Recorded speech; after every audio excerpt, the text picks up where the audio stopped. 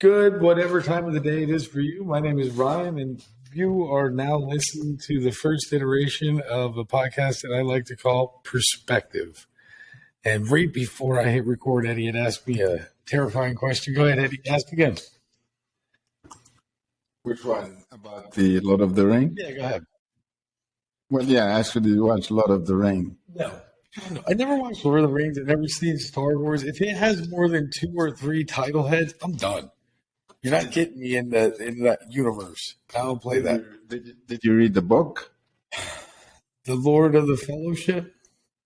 Well, that's the first. That's the I was first too book. busy with motorcycles and tractor manuals to care about. It's called the Fellowship of the Ring. Yeah, the Fellowship of the no. Well, in the Fellowship You of the play Ring, Dungeons and Dragons too? you play no. No, me neither. Okay. In the Lord of the Ring, there's a character called Golan. Gollum? Okay, yeah, I'm familiar. Golan. Will G. Golan? Is he the one that wants the ring all the time? Yes. Okay. Yeah, I'm familiar with that one. My precious. That guy? Mm-hmm. Correct. So how do you know about it? I mean, you say it so well. Yeah, that's the problem. And I've never even seen the movie. That's why I won't watch him. I understand the premise of Star Wars too, and I won't watch him because it is so saturated in the pop culture that I don't have a choice as to whether or not if I'm going to watch it. It's just there. It's not up to me. You grew up as a kid and we didn't have the internet. All you had was your buddies quoting the movie that they watched. So instead of, yeah, I've heard them all. You should watch it because Lord of the Ring, it's a story about greed and for power and control. And that's the reason why I like those kind of genre, because it reminds me of us, human, our greed for power, possession, and to control. And that's what the ring does for you. The ring gives you power to control, and it Does nothing. say that again. The ring does nothing. Well, that's what the genre is about. That if whoever have the ring gives you power. It gives you power. And imagine, what that there's a caveat to it. The ring also controls you. You belongs to the ring. It'll make you say that again. Yeah, my precious. Yeah, that's cool. See, that's interesting. You never see the movie, but you sound just like Golan. You did that so well. But the reason why I should add it because one upon a time, Golan was having an episode where he was going to a split personality. He was talking to all three of himself at one time. You know, it's like, leave, and I'll come back. Don't tell him to leave. Don't tell him, it's mine. Don't say it's yours. It's ours. It's us. I find that to be so fascinating. Now, the reason why this was fascinating for me is because without making any fun, it reminds me this is real. I work with people that have some severe mental illnesses, and this is real. And it's amazing when I sit there watching a character display this thing so real. And so those writers and authors of movies are really using real life experience to give us a sense of some of the things we're going through. So I encourage people often to watch certain genre movie for simple reason. Those genre movie, they're archetype of you and me. That's what they are. An archetype. Archetype. So okay. So it's like an outline of what we could be if we go. We are. Yeah, I agree. Just like your dream. Your dream is symbolism. It's an extension of my waking dream or my sleeping dream. Your sleeping dream. What's my waking dream then? Oh, your waking dream is more an illusion. This was my waking dream. See, currently, it's more of an illusion because the majority of the things you believe that are real, they're actually reflection. But in December, this was my waking dream. And now here in January, this is my Sunday ritual, doing a podcast with my friend Edy.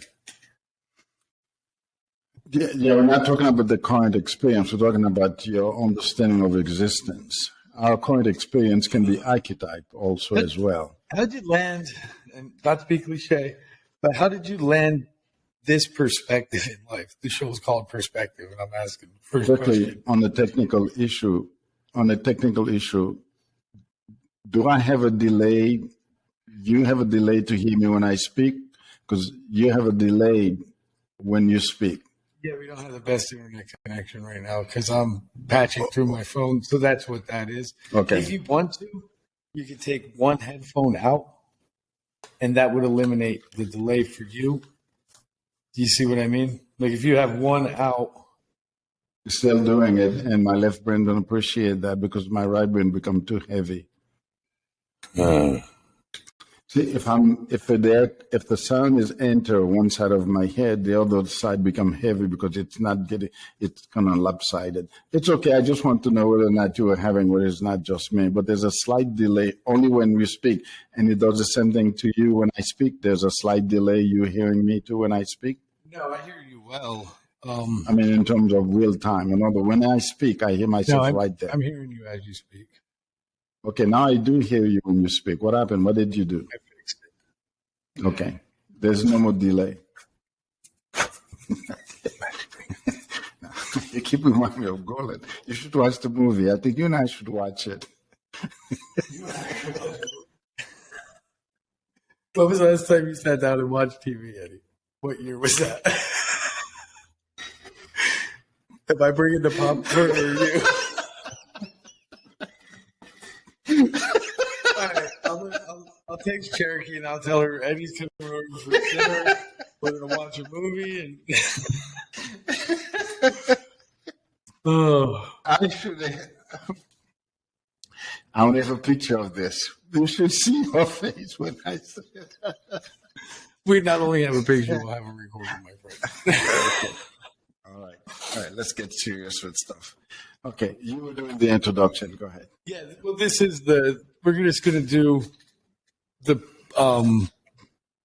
podcast Perspective. We're going to do like a 15-minute episode of that. Then everything here is tested. We know what all we're doing. I think that the entire conversation with the noise, that's a monologue as well. I don't know if you realize that or not. But just like you were talking about the other things that are part of your book, the noise part, that's a monologue as well. And I think that we should redo it with, like we had talked about before, with the questions being more prepared and more researched. Do you know what I mean? You mean your questions? Yeah. Like the whole thing to have more of a monologue isn't something that you say off the top of your head. Monologue is practiced and studied and well thought out, and not only the beat and the tone and the inflection, but also the enunciation and the timing is all planned out in the monologue. That's not what we did. And I feel like that a monologue would serve that a lot better than what we served it.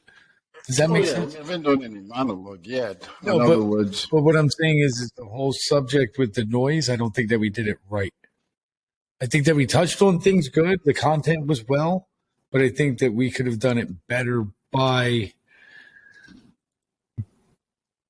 giving you more of a monologue and more of a, this is all on Eddie. And I don't even need to be on camera to ask you a question. well, you didn't know about it. Yeah, I know. But now I do, and everything changes. You do. Yeah. You didn't know about it, but I meant to tell you that all the title, and I have the monologue lecture, and monologue, as you just clearly described, all the content, there's a lot of graphic pictures, there's sounds, and their references, their metaphor, and that's the way I conceptualize the invisible world. Because see, there is another world that I am experiencing in my left brain as well as in my conscious awareness. Most people are unaware of it. Even in most religion, we are aware of this invisible world, but most people experience it from their imaginations that it's out there somewhere. Yeah. and the pop cultures in the West mostly we refer to it like aliens or galaxy or some other means they refer to it as ghosts. There's a lot of movie about ghosts who come from different places. That's why I like those movies that give me a picture of other worlds, that put a genre together and literally put image, graphics, and beings in a world and tell me that's not on Earth. Okay, that's why I like Star Wars, because Star Wars is in a galaxy far, far away. I appreciate that because the only dimension we physically experience in our physical mean is this. We pretty much know it. We know all the continents. We know we're just male and female. There's nothing exciting about us. No, we become very boring. Every place you go is just the same thing, men and women. That I like to see someone with 6 legs and 8 arms and 4 eyes, I mean, again, this is all about perspective. I like to be at the top of the food chain with the coolest weapons and know that if anything goes bad, I can handle myself and come out on top. I don't want to deal with something that has 6 legs. It's way faster than me, Edy. Well, see, what you just described, that's a preference. You can do it now. There are mountains all around there. You can buy yourself an AKA and do that. Sure. See, when we talk about dimension, we're talking about nothing I can experience here. I want to go. I want to stay here. There's other people trying to go to Mars, too. I'm like, let's clean up the oceans and we'll just all hang out here. Do you know what the view is from Mars? You get to see this beautiful blue orb in the sky. That beautiful blue orb, well, that's Earth. You know what Mars looks like from Earth? It looks like crap. It looks like a big ball of rust floating around. Why do we want to go to the rust ball when we live where all the trees and water is? Well, it's a starting point to get to somewhere next and somewhere else, but it's like going to the gym without addressing problems at home. You could build a strong body, but without a solid foundation, it's all going to crumble anyway. Where are we going to launch our rockets from if Earth is on fire? I don't know that, but for those kinds of things, I tend to be very reserved when it comes to those type of things. In other words, Mars, going to the moon, going to different planet, I become very reserved with those type of what you call augmentation ideology. The reason why I say that is because 2 things, and I give both of them equal recognition. Number one, I have no way of disprove what to tell me about Mars. I have no way of disprove it, so I can't say it's wrong, it's hot, it's ugly. I have no way of showing that. I don't have the equipment to take my own view of Mars, and so I'm relying on what they say. Okay, so exactly. I can't disprove it, but then I have another dilemma. I can't prove it either.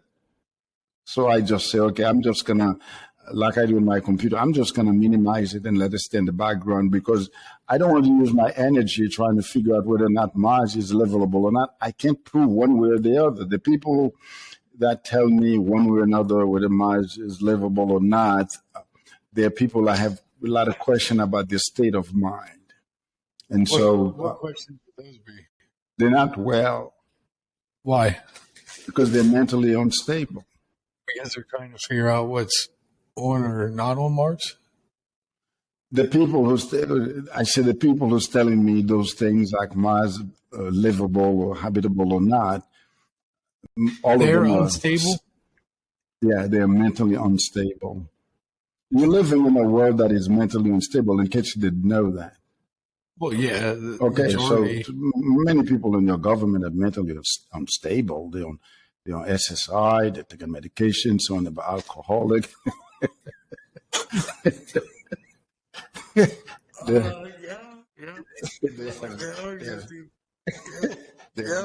so anyway, the scientists that are looking at Mars are mentally unstable, not disabled. They're just unstable.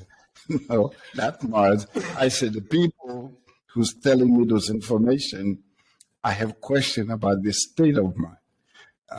Oh, their state of mind. Okay. The state of mind. And so you want more. You say, what do you mean? What question? I told you what question I have. They are emotionally mentally unstable. That's your perspective, though.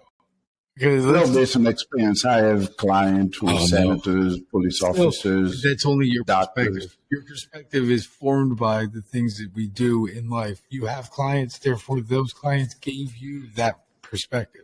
Well, they don't give me that perspective Yes, they did. because They're crazy, and now you got to experience. well, we their don't crazy. use that. No, they're not crazy. We don't They're use that. mentally anymore. unstable, and you got to experience that firsthand, not in a textbook. Not necessarily for two things. Number one, to conclude that you would have what we call precedent.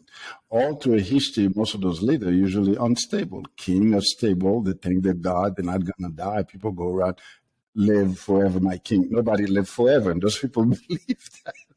Yeah, Xerxes. I can never remember how to say his name, but he was the leader of The king. I mean, Yeah. people go around bad to some guy The tell him Persian. long live the king, and they actually believe that. Those people were tyrants. I mean, they're Queen lived long, tyrannical. though. Say that Long again? lived the queen. That worked for a while. It was like 198 and finally died. So the point I'm making, I make it a point that anything that I can't either deny, okay, I can't deny Mars is what it says, because I have no way of giving you concrete evidence that Mars is unlivable. I have no way of give you evidence that it is one way or the other. So Who and under what terraformation is the real question. I mean, they could terraform the bottom of the ocean and live there. That wasn't livable until they built submarines and under the water domes and stuff. but submarine is not a livable condition. It's a very dangerous. I've been in a submarine. You can live there. No, I don't want. I don't want to live in a submarine. No one does, but trust me, no one on the submarine is like, this is great. I can't wait to get back down there underneath the ocean in this nuclear reactor and hopefully not die. A lot of people don't know that we're living in a very unstable world, and that's one of the advantage people like myself have. People who practice psychology, we have that advantage that we are aware. That's not a judgment call. We are aware that people in our society are mentally, emotionally, socially, and psychologically unstable. That's not a judgment call. That's a acceptance call. We need to accept that. What is a few things that you do because of having this awareness? What things since getting the awareness, or because you have this awareness that the world is not well? What things do you do to kind of mitigate your own personal risk in the world? It's interesting you say that. I hope we have a dialogue on that particular. The concept of world, when we say world, we're not talking about the planet. And I teach that there's only one world. It's 8 billion people. The planet is not a world. It's a planet. That's what it's called. It's not a world. There is no world. So whenever you mention the word world, you're talking about 8 billion people, the world of humanity. That's the only world. The planet is an Earth. It's a sphere. It's in space. We have people on a space station right now. You're still part of the world. Still part of the atmosphere. If we did put a colony on Mars, would that be part of the world? Well, that's a different planet. Yeah, it's a different planet, but is it the same world? Because world and planet are different. Human is the only world that exists. Wherever you find human, you can use the word world. Okay. Right. The word world only applies to human. It doesn't apply to a thing. It doesn't apply to any physical thing. The word world only applies to human. It doesn't apply to anything else. So if we take 1,000 people and go to any other planet, you have a world of 1,000 people. the word will only apply to humans. So when you say, what do I do living in the world and with the knowledge that I have, what it does is it put a heavy responsibility on me to be fully aware and primarily take personal responsibility for my mental health, my emotional health, my psychological health, and my social health, and most of it all, my spiritual health. Notice what he said. I take personal responsibility to manage those particular aspect of my life. In other words, I am responsible for my mental health. Now, point of clarification, though. When we say mental health, we're not talking about mental illness. Mental illness is a diagnosis. Mental health is how I'm dealing with the day-to-day things that I have no control over and I have control over.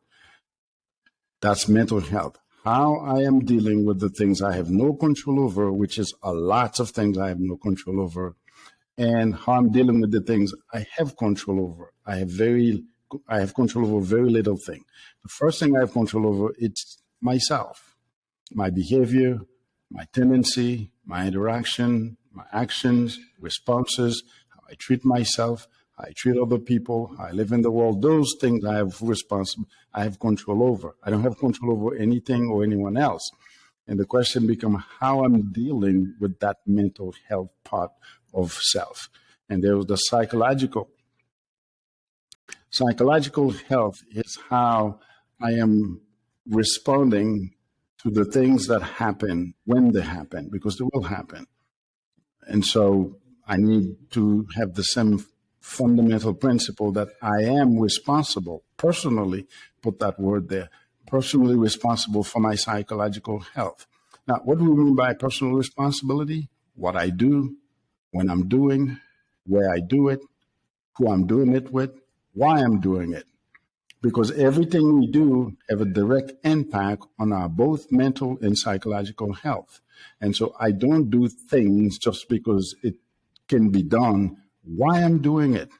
What is the impact that's going to have on me? And most importantly, what impact is it going to have on others?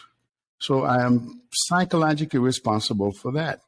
If there's 1,000 people in this building and they all decide to do something, I don't have to do it too. No, I don't. Dead right. Yep. Okay, if they all decide they want to eat something, I don't have to eat it too. I can say, no, I'm not going to eat that. Like that, yeah. Okay, so I have to say, okay, if I'm eating something or if I'm doing something, why I'm doing it. So therefore, I have a personal responsibility to myself. Then there is what we call social health. Social health is we are living in a society. There's currently 8 billion people in the world. We have a relationship with those 8 billion people, / what you do the math, -1. I'm living in one country, so I'm not living in 193 country we have in the world. I'm living in one country. And that country, that's United States, as a citizen of the United States, there's over 350 plus million people in the United States. I have a relationship with them, but I don't live in all 50 states. There's 50 states in the United States. I only live in one state. Well, I live in Pennsylvania. Well, there's about 15 to 18 million people in Pennsylvania. Well, wait a minute. I have a relationship with them, but I don't live in all 57 counties in Pennsylvania. I live in one county. Well, I live in the county I live, there's about a couple of million people there. Well, I live in a community. There's a couple of thousand. So you have to microlize it to understand your relationship with society from a macro, MA, also from a micro, and then how you're behaving in that community you're living. It's your personal responsibility to your social health. And so therefore, how you're interacting with people, how you're treating people, do you see good in anyone? Do you understand what people are going through? Do you care for other people? Do you appreciate knowing people? And so you need to have a social health. And when things happen to other people, do you share the sorrow? Do you celebrate with them when they succeed? That's your social health. Okay, so I'm personally responsible for that. We were having a conversation the other day, and a couple lady at the gym where you and I goes, they were surprised to see this gym change. What happened? I said, well, me and my friend, the three of us, myself, George, and Mike, we changed the gym. When I started going to the gym years ago, nobody talked to nobody. You go into the gym, you greet someone, they're like, what's wrong with you? Yeah. You're in the wrong gym, going around greeting people. I used to greet people, they look at me like, you're in the wrong gym, buddy. And now everybody's talking to everybody. Yeah, George and I start that. We start talking to people, come on over, live with us. And then before you know it now, I see people literally talking to you. Now, people used to talk to each other. Like if you go over there with a friend, you talk with your friend, but you didn't talk to a stranger. That's what I meant. Yeah. The idea is, how is your social health? Because your social health is a reflection of your well-being. And so mental, emotional, social, psychological, I'm personally responsible for those things. I am living in an environment, a culture where things are bound to happen. When those things happen, how do I react to them is my psychological health. And then reacting, for example, if I may give an example, let's take 9/11, for example. If you were alive, depends on age, if you were alive, age of reason, you can't say you were not affected one way or another by 9/11. All across the world, Okay. too. It doesn't matter what country you were in. That's what I mean. If you were alive, yeah, it changed you things. know, you're affected then. Okay. But I was not affected to the point where I need to go to see a counselor. That would be the primary victim, the family of those people that pass away, someone who knows someone in the building, relatives. Those are the primary, secondary, and tertiary victim. But we all were affected by it. Even to this day, I would make a point to do that. But if I watch a news and they simply show those buildings, it affects me the same way. The question is, how do I respond to that? That would be my psychological health. I know people that, for example, one of the things that really leave a very, very big mark on my life regarding 9/11, I think I shared this with you. That's 3 months after 9/11, I stopped watching TV. I don't know if I told you that. I don't watch TV from 9/11. 3 months after that. You stopped 3 months after 9/11. After 3 months after 9/11, I get rid of my TV. Say that again? Was it the constant news cycle of the invasion? It was, but particularly there was a gentleman by the name of Peter Jennings. I know Peter from Jennings. ABC News. Yep. Peter Jennings was my personality. I like his personality. He was a news anchor from ABC. I like his manner. I like the way he treated his guests. So I used to watch Peter Jennings news. So I have a system watching news. I watch Peter Jennings from 6 to 7, from 7 to 8:30. I watch Mike Laurer working on Channel 13. They had a round table. Today we call it podcast, but that's what he used to have, a round table. Different experts who give different point of view. And that was my news for the day. And then I shut the TV and go to the gym right after that. I love Peter Jennings. Never met the guy. I just like his mannerism, his professionalism, and I like the way he used to treat his guests. The production value of his show. Exactly. 9/11, Peter Jennings had a crisis. I'm familiar. He made that very clear. He says he stopped smoking 25 years ago. He stopped drinking alcohol 25 years ago. 9/11 started all. 6 months after 9/11, he died. And many of his colleagues believe that they're directly related. And if you watch Peter Jennings reporting 9/11, he was, most of the time, he's crying on front of the microphone, reporting 9/11. And that's when I said, okay, that was my cue, enough TV. I took all the TV in my home, give them to a charitable place, and then no TV. How did your wife and kids take that? That's my journey. Did they did they still watch TV or not? They still have TV in the basement and stuff, but I do not watch TV. I only have one TV in my house, and it's kind of my thing. There's a room for it. I don't have a TV in my bedroom. I don't have a TV. No, that's good. We have a plant that's room. Good. There's no TV in the plant room. No TVs in the kitchen. It's not the television, but it's where we have come with the TV. It's the shows, the presentations, the program, and so on and so forth, and the technology. Of it as well. Correct. Yeah. Right. And so when we talk about the world, we're talking about humanity, us. 8 billion of us on Earth, create this conglomerate environment we're creating. And that's the noise I am talking about.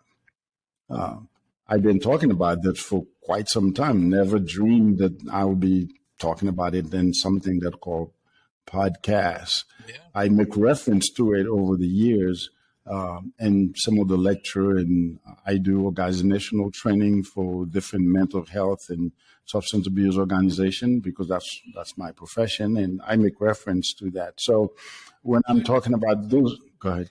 I'd like to get your perspective on that as far as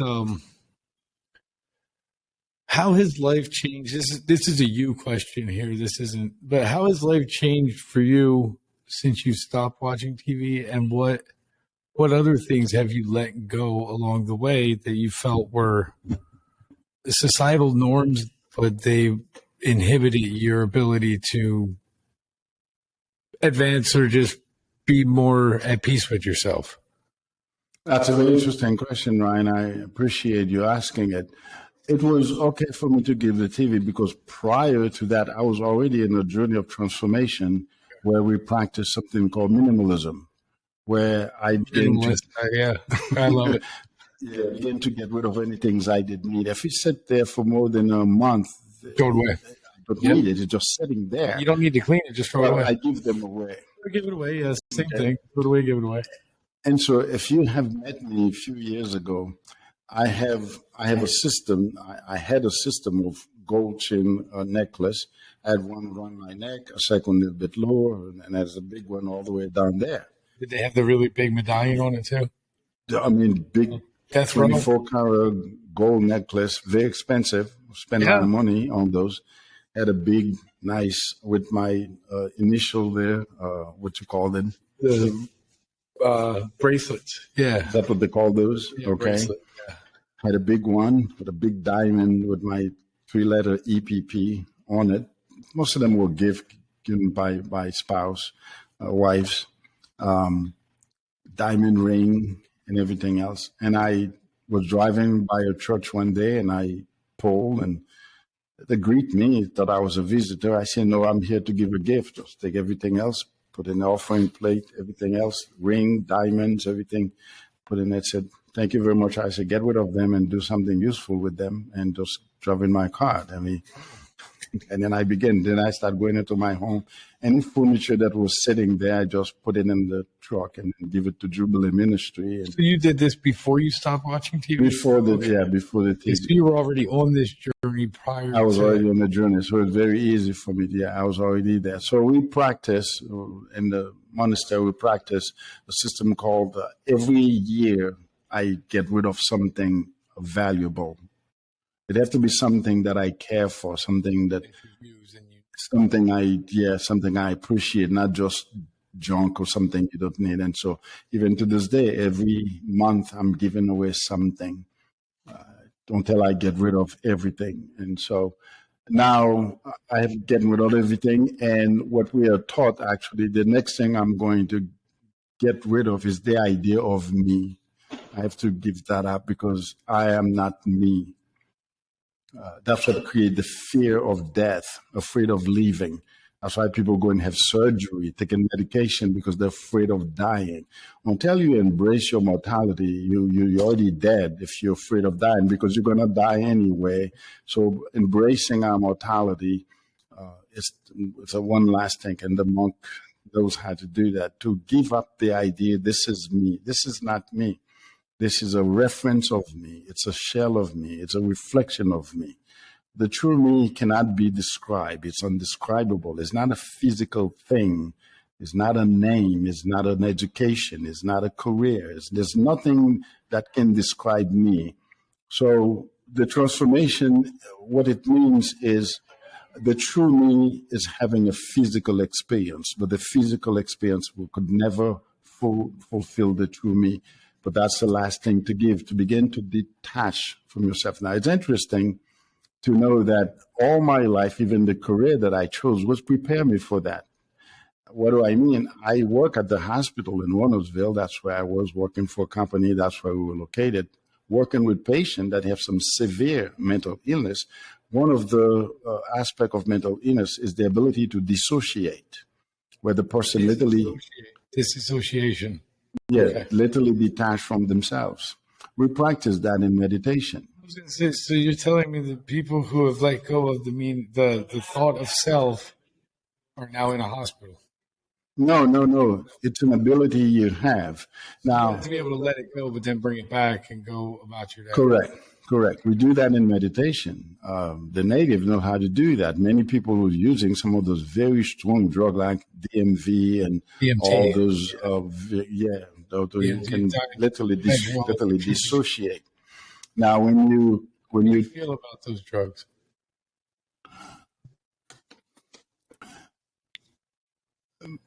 psychologically and in terms of the brain, we already have the innate ability to dissociate. You don't need a drug to do that.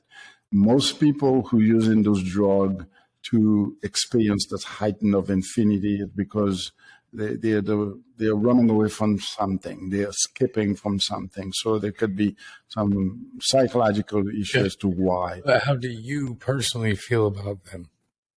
I think they're dangerous, they're unhealthy, and unadvisable from a psychological point of view because of the possibility of cause and effect and fatal effect, and also if it's chemical, which that's what it is, synthetic drug, that's what they are. It's going to have an effect on the brain, and so Should it be studied more, or should it be put study away? it more is not going to reduce the effect of the drug on the But it can brain. reduce the dangers. I mean, we've done that with medicine since the beginning of medicine. Aspirin used to be deadly. Now it's controlled in a perfect little capsule. You can. Yeah, but it doesn't remove the effect. It's still the Yeah, that's residue on your liver. It's still the residue on your kidney who have to process it and metabolize it. So yes, well, we can argue it's more safe now, but it doesn't remove the side effect.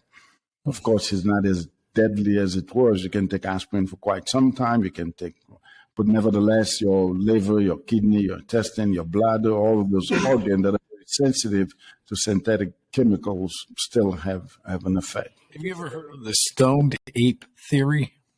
The stone ape theory? Yes. No.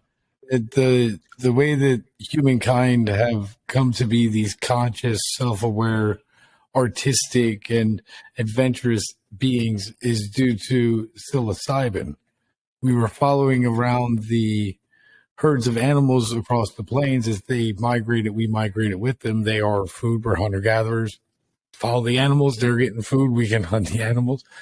And in the dung of large mammals such as bison and the woolly mammoth and such, mycelium would grow. And it was a psychotropic mushroom that had grown out of these. And actually, you're a hunter-gatherer. They ended up eating them. And they think over time, over a long extended period of time, the human brain doubled in size in a small time period, which is hard to explain. And this guy, Dennis McKinnon, I believe his name is, he wrote the book called The Stoned Ape Theory. And he covers it in there how that may be the reason why we have the missing link. The missing link is that the big jump that the Homo sapiens had was due to a psychedelic experience that unlocked or enabled the unlocking of the conscious mind. It's something to look into, and we'll discuss it on our next iteration here, or one of them, and I'll have more information about it. But yeah, I'm not in position to reject or disregard it's just a fun point of conversation. view. Yeah. But we're living in a world. What I often tell people that the human history is not a straight line. No, There's a lot of twists and turns, and there's a lot of missing pieces and things I put don't in know the about wrong missing order. pieces. Well, the victor always writes the history books. Well, that's not a missing piece. That's a deliberate. Yeah, but then you're missing the perspective of the other side. That's You the can missing fill piece. the missing piece simply by understanding humanity. So Sure, but you're always going to miss pieces. Um, most people don't know why Saudi Arabia and Iraq and that whole area there, why it's such a troubled area. Why do the people in northern we Iraq hate know. the people in Oh, southern some Iraq? of us know. Some of us know. I definitely know. But as time passes and we get further and further away from the end of World War II and the beginning of the Cold War, when Soviet Union and the United States were both kind of pulling for power all around the world to be the influencers of They still thought and do. government, They we still are. go ahead. They still are. They still are. They will continue to until the end of time. It's literally written in the Bhagavad Gita that that's how it will go. You will have two superpowers, and they even name them geographically as to where they stand. And it's odd. I know a lot of Russians. I've come across a lot of Russians, a lot of people from that region of the world. And as an individual, they are more like Americans than anyone else I've ever met. Like, I also know people from Mexico. I know people from Canada. Americans have more in common with the working class Russian than they do most, even Mexican. Even Mexico and Canada, I would argue, are not as in sync with the everyday American. Because patriotic Russian pride, that runs deep. Almost, or if not just as deep as American Russian pride. You really see too much Canadian pride. Eh? People love that they're from Canada, but they're not like shoving it down your throat with lifted trucks and American flags and tattoos and America. Oh shit, you guys. Yeah, no, but Canada or Russia rather. Russia's just like the USA, and I always thought that it was hilarious that there's three colors on the American flag. What color are they? Red, white, and blue. blue. There's also three colors on the Russian flag. What color are they? Red, white, blue. Well, the Russian flag, but the USSR flag was different. Yeah, that's what I thought was funny. Is after the USSR had, Yeah, the USSR was collapsed, just a like, hey, flamingo. let's throw a little red, white, and blue. America, we're not going to do nothing silly with it. We'll just keep them all in straight lines. Is that okay? Okay, thank you. Yeah, and that's something was influenced by the United States when we get rid of Boris Yeltsin, when we'll get rid of Medvedev and put Boris Yeltsin, was a little puppet. That's what some call it. And you know who opposed that flag the most? Little unknown fact: France. The French, because it's very similar to the French flag. And even the British flag, what color is the British flag? Red, white, and blue? Even the way like the Russian flag is the three-line colors. Yeah. So it was the French flag. And the French were like, we don't want them to be like we could get confused. People could be confused who's French and who's Russian. Yeah. So the idea, if I may, talking about the noise, that's something I've been talking about for many, many, many years. And again, I never imagined I'll have something that called podcasts and talking about it. So yes, and I'm embracing it with gracefulness and appreciation. And so hopefully I'll be able, like I said, to enable our viewers to follow those conversations and be able to see them flow. I like things to be flow. That's what I mean by monologue. Of course, I also appreciate your view that we can have those monologue presentation like a straightforward lecture where there's 45 minutes, an hour, and then to have a perspective on that monologue where I answer a question directly related to the monologue. So what I would hope that will happen when I do a presentation, hopefully people will listen to that presentation and ask question, posted question, send me a question, say, okay, during your presentation, you make that statement. Could you explain what that means? Even if they have a different view, then I'll be able to address that. But I appreciate the fact that we will have a perspective podcast regarding each one of the monologues. So for today, that's all I want to say. But next time we meet, what I want to say, we want to get to the essence of what I'm calling about the noise. And let me just remind our audience the 7 characteristics of noise I mentioned last week in case someone missed them. The first noise makers, because they do remember I'm saying noise maker are groups, organizations, institutions, and people are fighting for power that are making those noise. So I'm using the name I give to those noise as metaphor. For example, the first noise I'll be addressing next week, hopefully you and I can put that together, is what I call the distractive noiser. Those who are making a noise purposely and intentionally to distract the world. And they have a purpose for doing that. I look forward to that one. Okay. Let's leave it right there. Let's leave it with that. If you guys want to know more and you want to see more, you're going to have to dig and find our very first video podcast. And then you can hear about the other 7 or the other 6 types of noises that Edy will talk about in our upcoming series that we haven't named yet. But either way, this has been the Conversation for a Curious Mind. And my name is Ryan. I'm the host. This has been a perspective of thought. Thank you again, Edy. Let the conversation continue. My pleasure.